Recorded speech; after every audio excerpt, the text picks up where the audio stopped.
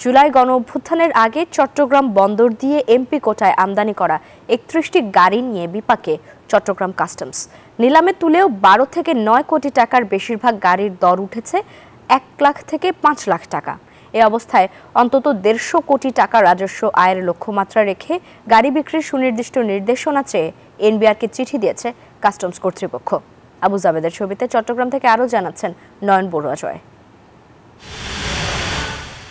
জুলাই অভ্যুত্থানের আগে দ্বাদশ সংসদের এমপি কোটায় চট্টগ্রাম বন্দর দিয়ে আমদানি করা হয় ৩১টি গাড়ি। ছাত্র জনতার আন্দোলনের মুখে অনেক সংসদ সদস্য দেশ ছেড়ে পালিয়ে যান, কিন্তু বিপাকে পড়েছে চট্টগ্রাম কাস্টমস। বান্ডেল থাকলে প্রতি সেনমানিতে টাকা বাঁচবে। বিকাশ সেনমানি বান্ডেল কিনে জিতুন প্রতি লেনদেনে। কাস্টমস কর্তৃপক্ষ বলছে ৯ মাসের বেশি ধরে পড়ে থাকা গাড়িগুলো বিক্রির চেষ্টা চালানো হচ্ছে। একটি গাড়ি নিয়ে উচ্চ আদালতে রিট মামলা থাকায় বাকি ৩০টি গাড়ি নিলামেও তোলা হয় একবার। গাড়িগুলোর বাজার মূল্য অন্তত ১২ কোটি টাকা হলেও নিলামে ভিত্তিমূল্য নির্ধারণ করা হয়েছিল ৯ কোটি ৬৭ লাখ টাকা। আমাদের এই গাড়িগুলোর রিজার্ভ ভ্যালু হচ্ছে ৯ কোটি ৬৭ লাখ টাকার মতো। তো আমাদের নিলামে যে স্থায়ী আদেশ আছে, যে আদেশ অনুযায়ী আমরা নিলাম করে, এখানে বলা আছে প্রথম নিলামে যদি আমরা রিজার্ভ ভ্যালু 60% কভার না করে আমরা এগুলো বিক্রয়ের অনুমোদন দিতে পারি না।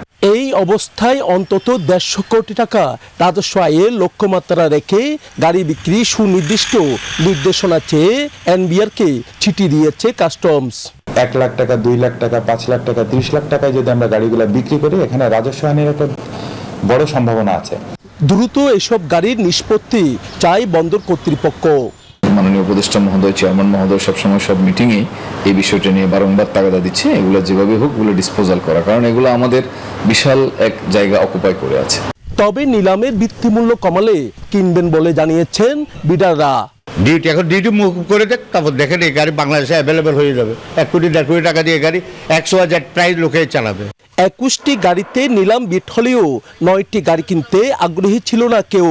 শুধু একটি গাড়ি সর্বোচ্চ ৩ কোটি ১০ লাখ টাকা প্রস্তাব করা হলেও বাকি গাড়িগুলোর দর হাঁকানো হয় ১ থেকে ৩০ লাখ টাকা।